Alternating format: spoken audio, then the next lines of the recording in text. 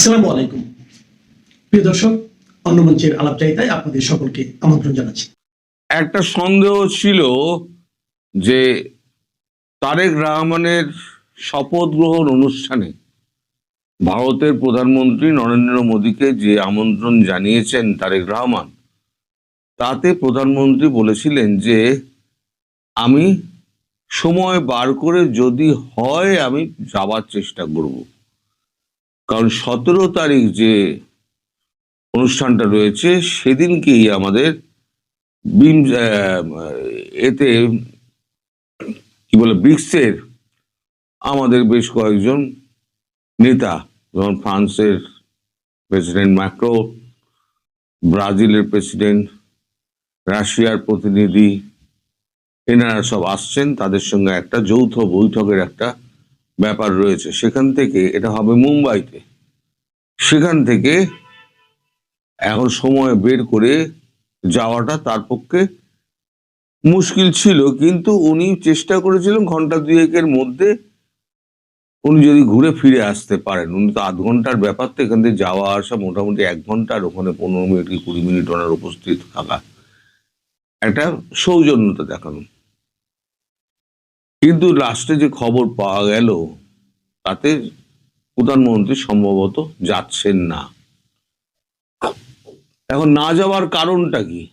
না যাওয়ার কারণটা হচ্ছে মোট 13টা দেশকে, পার্শ্ববর্তী 13টা দেশকে বিএনপি তারা আমন্ত্রণ জানিয়েছে। 13টা দেশের রাষ্ট্রপ্রধানকে আমন্ত্রণ জানিয়েছেন। এটা খুব স্বাভাবিকভাবে এটা হয়, কিন্তু ভারতের সমস্যা অন্যত্র। সেটা হচ্ছে এই পার্শ্ববর্তী দেশগুলোর সঙ্গে যার নাম জড়িয়ে আছে তার নাম পাকিস্তান। এখানে পাকিস্তানকেও আমন্ত্রণ করা হয়েছে। পাকিস্তানের প্রধানমন্ত্রী শাহবাজ শরীফ হোক, উপপ্রধানমন্ত্রী কি বলে ইশাক ডার হোক, অথবা অন্য কোনো মন্ত্রীস্থানীয় লোক গুরুত্বপূর্ণ এলে শাহবাজ শরীফই আসবে, ওর কোনো কাজ নেই। শাহবাজ শরীফ সারা দুনিয়া ও ঘুরে বেড়ায়, ওর কোনো কাজ নেই। যা কাজ করে সে তো হচ্ছে আসিম মনির করে। ও তারা পুতুল সরকার তার মাথায় বসিয়ে রেখে দিয়েছে যে এখানে অনুষ্ঠান উদ্বোধন করবি, ওখানে ফিতে কাটবি, এই সমস্ত আমাদের রাজ্যপাল যা করে আর ওনার তাই করছেন। তো পাকিস্তানের মুখোমুখি হবেন না বলে তিনি মোটামুটি জানিয়ে দিয়েছেন যে তিনি মোটামুটি স্থির করেছেন, অফিসিয়ালি কেউ জানাননি, স্থির করেছেন তিনি যাবেন না। তার কারণ হচ্ছে বিকল্প কাকে পাঠানো যায় সে ব্যাপারে উনি একটু আলোচনা করছেন, সিনিয়র কোনো নেতা পাঠানো যায় কিনা। কারণ জয়শঙ্কর থাকবেন মিউনিকে, জলবায়ু সম্মেলন নাকি একটা আছে, সেটা নিয়ে মিউনিকে একটা অনুষ্ঠান আছে, সেখানে হয়তো ডক্টর জয়শঙ্কর সেখানে উপস্থিত হবেন। ফলে ডক্টর জয়শঙ্কর উপস্থিত হতে পারছেন না, তার জায়গায় অন্য কেউ একটা গুরুত্বপূর্ণ কাউকে উনি পাঠিয়ে দেবেন। মোটামুটি পাকিস্তানের সঙ্গে মুখোমুখি উনি হবেন না। এটা প্রথমবার নয়। আমেরিকায় এর আগে একটা অনুষ্ঠান ছিল, সেখানে তখন আমেরিকাতে উনি উপস্থিত ছিলেন। সেটা তখন ট্রাম্প তখন ক্ষমতায় আসেননি, সেই সময় তো বাইডেন ক্ষমতায় ছিলেন। তা ডালাসে উনি উপস্থিত হয়েছিলেন, সেটা হচ্ছে ভারতীয়দের একটা সম্মেলনে উনি উপস্থিত হয়েছিলেন। কিন্তু ওয়াশিংটন ডিসিতে, আমেরিকায় থাকা অবস্থায় ডালাস থেকে ওয়াশিংটন ডিসি প্লেনের দূরত্ব এমন কিছু নয়, যেহেতু পাকিস্তানের প্রধানমন্ত্রী শাহবাজ শরীফ সেখানে উপস্থিত ছিলেন, প্রধানমন্ত্রী কিন্তু দেখা করেননি, মানে ওই অনুষ্ঠানে যাননি। সেই অনুষ্ঠানে একটু আমাদের ডোনাল্ড ট্রাম্পের একটু রাগ হয়েছিল, কারণ ডোনাল্ড ট্রাম্প চেয়েছিলেন যে প্রধানমন্ত্রী নরেন্দ্র মোদী তার সঙ্গে একবার দেখা করুন, কিন্তু প্রধানমন্ত্রী বলেছিলেন যে আপনি এখনো ভোটে লড়ছেন, আপনাকে এই সময়তে আপনার সঙ্গে দেখা করা এটা অন্যভাবে একটা বার্তা যেতে পারে, তাই আমি আপনার সঙ্গে এখন দেখা করতে পারছি না। আপনি যেদিনকে প্রেসিডেন্ট পদে যেদিনকে শপথ দেবেন সেদিনকে আমি কথা দিচ্ছি আমি নিশ্চিতভাবে সবার আগে হাজির হব। সেটা উনি করেছিলেন। তো এখন এই যে তারেক রহমান যে 13টা দেশের যে তালিকা করেছেন, এখন দেখুন তারেক রহমান তার দিক দিয়ে ঠিক, তিনি সমগ্র দেশ বা পার্শ্ববর্তী দেশের সঙ্গে সম্পর্ক ভালো চাইবেন, এটা তো খুব স্বাভাবিক ব্যাপার। যে কোনো ম্যাচিওর নেতা সেটাই করবেন, উনিও তাই করেছেন। এখন সেখানে আমাদের ভারতের সঙ্গে পাকিস্তানের যে দ্বৈত সম্পর্ক, সেটা এতটাই তলানিতে নেমে গিয়েছে যে মানে মুখ দেখাতে কি বন্ধ তো বাক্যালাপও বন্ধ। এখন মুখ দেখাতে কি পর্যন্ত হয় না। হ্যাঁ, অনেক একটা অনুষ্ঠান হয়েছে, অনেক রাষ্ট্রনেতা এসছে, সেখানে পাকিস্তানের প্রধানমন্ত্রী দেখবেন এক কোণে দাঁড়িয়ে রয়েছে। সামনে এর আগেও একটা G20 সম্মেলনে আপনার দেখা গিয়েছিল যে চীনের প্রেসিডেন্ট শি জিনপিং, মোদি এবং রাশিয়ার প্রেসিডেন্ট ভ্লাদিমির পুতিন, তিনজনে সম্ভবত G20, ভুল হলে আবার ধরিয়ে দেবেন, সম্ভবত G20 সম্মেলনে ওই কথা বলতে বলতে চলে গেলেন। শাহবাজ শরীফ হাসতে হাসতে হাতটা নির্লজ্জের মতো বাড়িয়ে দিলেন। পুতিন বা শি জিনপিং, মোদি কেউ ফিরেও তাকালেন না। এই হচ্ছে ওদের অওকাত। তা বাংলাদেশের সঙ্গে যে কঠিন সম্পর্ক একটা চলছিল, মানে একদম টানা পড়ে সম্পর্ক চলছিল, তারেক রহমান আসার পরেতে সেই সম্পর্ক কিছুটা বরফ গলতে শুরু করেছে।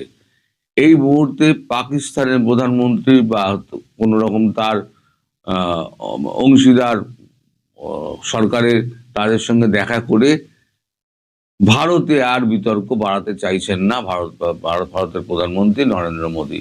ফলে তিনি এই অনুষ্ঠানটা স্কিপ করবেন বলে মোটামুটি স্থির করেছেন, এবং কাকে পাঠানো যায়, সিনিয়র নেতা কাকে পাঠানো যায়, একজনকে তো পাঠানো হবেই, কাকে পাঠানো যায় সেইটাই এখন দেখা হচ্ছে। তবে এটা নিশ্চিত, যদি পাকিস্তানের প্রধানমন্ত্রী ওখানে না আসতেন, তাহলে 1 ঘন্টার জন্য 8 ঘন্টার জন্য সময় বের করে নরেন্দ্র মোদী কিন্তু যাওয়ার মনস্থ করেছিলেন। যেই মাত্র উনি শুনেছেন যে ওখানে পাকিস্তানকে আমন্ত্রণ করা হয়েছে এবং পাকিস্তানের পক্ষ থেকে বলা হয়েছে তারা ওখানে উপস্থিত হবে, সঙ্গে সঙ্গে প্রধানমন্ত্রী জানিয়ে দেন, আলোচনা শুরু করেন যে আমি তাহলে আর যাবো না, নেক্সট আমার কে, জয়শঙ্কর তো নেই, তাহলে নেক্সট কে, মানে যাকে পাঠানো যেতে পারে, তাই তাকে এখনো পাঠানোর জন্য তোড়জোড় শুরু হয়েছে, এই খবরটা পাওয়া গেছে। ফলে যে একটা ধোঁয়াশা ছিল প্রধানমন্ত্রী যাবেন কি যাবেন না, যে ধোঁয়াশা একটা ছিল, সেই ধোঁয়াশাটা কেটে গেছে। প্রধানমন্ত্রী নরেন্দ্র মোদী যাচ্ছেন না তারেক রহমানের মানে শপথ অনুষ্ঠানে। সেখানে ভারতের পক্ষ থেকে হয়তো কোনো সিনিয়র নেতা, অনেক নেতা, সিনিয়র নেতা তারা হয়তো উপস্থিত হতে পারেন, হয়তো রাজনাথ সিং হতে পারেন বা অমিত শাহ হতে পারেন, অথবা বিদেশের উপমুখ্যমন্ত্রী যারা আছেন তারা হয়তো হতে পারেন, যে কেউ একজন হতে পারেন। কিন্তু নরেন্দ্র মোদীর যাওয়া আর তাদের যাওয়ার মধ্যে অনেক তফাৎ রয়েছে। তো আপনারা বুঝতেই পারছেন, সেটা হচ্ছে আক্ষরিক অর্থে কূটনীতি যে ব্যাপারগুলো তৈরি হয়, সেটা হচ্ছে একটা বৃহৎ রাষ্ট্রের প্রধানমন্ত্রীর জায়গায় অন্য কেউ রিপ্রেজেন্ট করলো আর প্রধানমন্ত্রী রিপ্রেজেন্ট করলো, দুটোর মধ্যে কতটা তফাৎ হয়, মানে বিস্তর জল এবং তেলের মধ্যে ফারাক যেরকম হয়। তো এইখানে আপাতত আমি আজকে শেষ করছি। তার মানে ভাবেন, এখনো সংসদ সদস্যরা শপথ নেয় নাই, তারেক রহমানের সরকারের কাছে ক্ষমতা হস্তান্তর হয় নাই, প্রধান বিরোধী দলীয় যে জোট 40% ভোট পেয়েছে, সে জোট রাজপথে নেমে পড়ছে সোমবার। মঙ্গলবারে সংসদ সদস্যদের শপথ, মঙ্গলবারে সরকারের নতুন মন্ত্রিসভার শপথ গ্রহণ নির্ধারিত হয়েছে। বাংলাদেশে জামায়াতে ইসলামী এনসিপির 11 দলীয় জোট কিছুতেই যে নির্বাচনের ফলাফল মেনে নিতে পারছে না, তার প্রমাণ বৃহস্পতিবার নির্বাচনের পর শনিবার 2 দিন বাদে জামায়াতের আমির ফেসবুকে পোস্ট দিয়ে পরাজয় মেনে নিয়ে একটা গঠনমূলক বিরোধী দলের ভূমিকা পালনের যে পোস্ট দিয়েছিলেন সেটা সরিয়ে নিয়েছেন। শুধুমাত্র তাই নয়, জামায়াতের আমির ডাক্তার শফিকুর রহমান প্রতিরোধের ডাক দিয়েছেন দেশবাসীর উদ্দেশ্যে। জামায়াতে ইসলামীর তরফে ব্যাপক ইলেকশন ইঞ্জিনিয়ারিং এর অভিযোগ আনা হচ্ছে। 12 ফেব্রুয়ারি নির্বাচনের তারিখ থেকেই জামায়াতে ইসলামী যেমন সোচ্চার, জামায়াতে ইসলামীর চাইতেও বেশি সোচ্চার এই ইলেকশন ইঞ্জিনিয়ারিং এর অভিযোগ নিয়ে জামায়াতে ইসলামীর প্রধান শরিক জাতীয় নাগরিক পার্টি এনসিপি। এর পাশাপাশি তারা সারা দেশ জুড়ে নির্বাচন পরবর্তী সহিংসতায় জামায়াতের নেতাকর্মী এবং এনসিপির নেতাকর্মীদের বাড়িঘর, ব্যবসা প্রতিষ্ঠান ভাঙচুর, অগ্নিসংযোগ, তাদের ওপর হয়রানি, হামলা, নির্যাতনের অভিযোগ আনবার পাশাপাশি ডাক্তার শফিকুর রহমান যখন ফেসবুকে পরাজয় মেনে নেওয়ার পোস্টটি সরিয়ে দিয়েছেন, তার পাশাপাশি তিনি নোয়াখালীর হাতিয়ায় ন্যাশনাল সিটিজেন পার্টিকে ভোট দেওয়ায়, মানে 3 সন্তানের জননী, তিনি এনসিপিকে ভোট দেওয়ায় তাকে ধর্ষণ করা হয়েছে, এই অভিযোগ এনেছেন তার ফেসবুক পোস্টে। এবং ডাক্তার শফিকুর রহমান বলেছেন যে নোয়াখালীর হাতিয়ায় ন্যাশনাল সিটিজেন পার্টিকে ভোট দেওয়ায় 3 সন্তানের এক জননীকে ধর্ষণের যে অভিযোগ উঠেছে তা শুনে আমি হতবাক, স্তম্ভিত। এবং তিনি বলেছেন আমাদের রাষ্ট্রীয় প্রতিষ্ঠানগুলোর মাধ্যমেই ন্যায় বিচার নিশ্চিত করতে হবে এবং আমি সাক্ষাতে বিএনপি চেয়ারম্যানকে অত্যন্ত কঠোর ভাষায় জানাবো যে তার দলের ভেতর থেকে এই ধরনের আচরণ দমনে আরো অনেক বেশি কঠোর হতে হবে।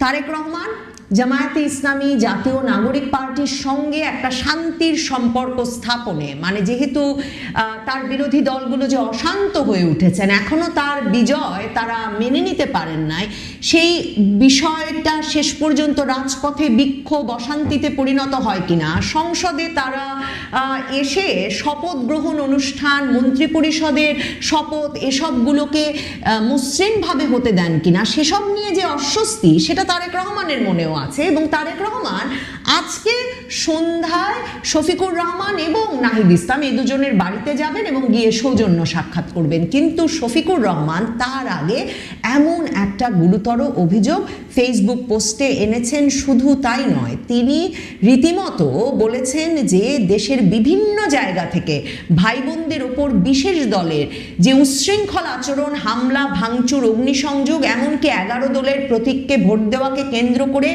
নারীদের শ্লীলতাহানির মতো বেদনাদায়ক ঘটনার খবর দেশের বিভিন্ন প্রান্ত থেকে আসছে। কাজেই এটাকে প্রতিরোধ করতে হবে, প্রতিবাদ করতে হবে, দেশবাসীর প্রতি তিনি এই আহ্বান জানিয়েছেন। ডাক্তার শফিকুর রহমান কি এই আহ্বান শুধু ফেসবুকে জানিয়েছেন? জামায়াতে ইসলামীর তরফে 30টি সংসদীয় আসনের ভোটের ফলাফল পুনর্গণনা দাবি জানানো হয়েছে এবং 30টি আসন তারা চিহ্নিত করে ভোট কারচুপির অভিযোগ নিয়ে ইসির কাছে হাজির হয়েছে রোববার।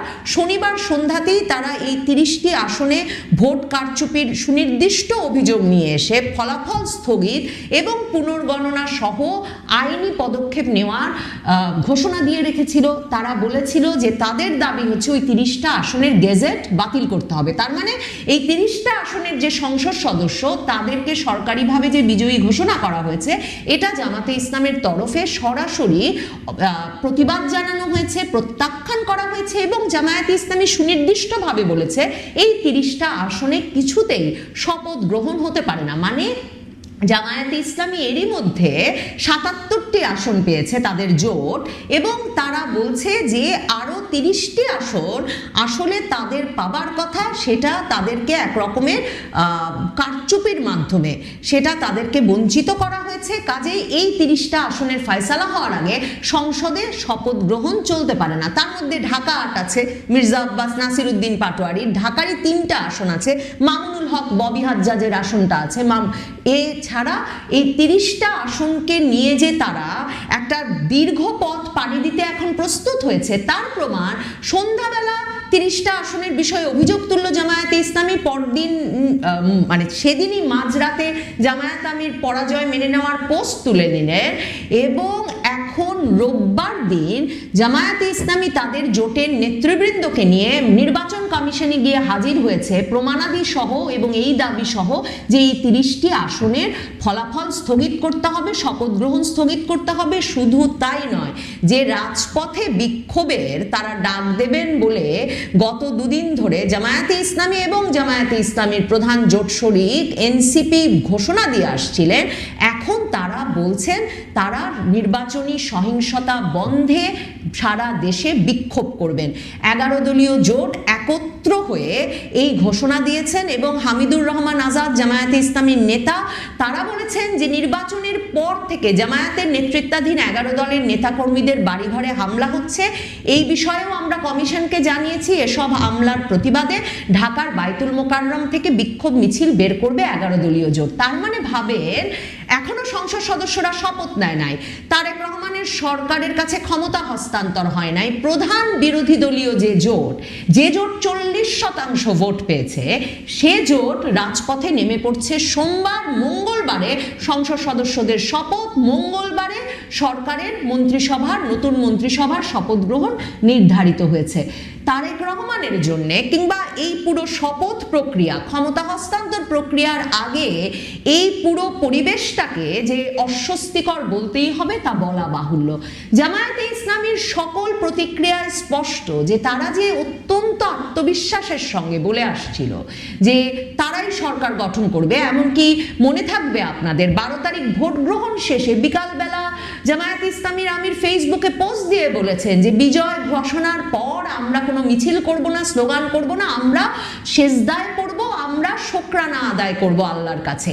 মানে জামায়াতে ইসলামী বিজয়ের পর কি করতে হবে তাদের আমির সে ঘোষণা দিয়ে দিয়েছিলেন। জামায়াতে ইসলামীর শরিক এনসিপির নেতা নাহিদ ইসলাম ভোট দিয়ে সংবাদ মাধ্যমের সামনে বললেন আমরা ক্ষমতায় যাওয়ার দ্বার প্রান্তে আছি।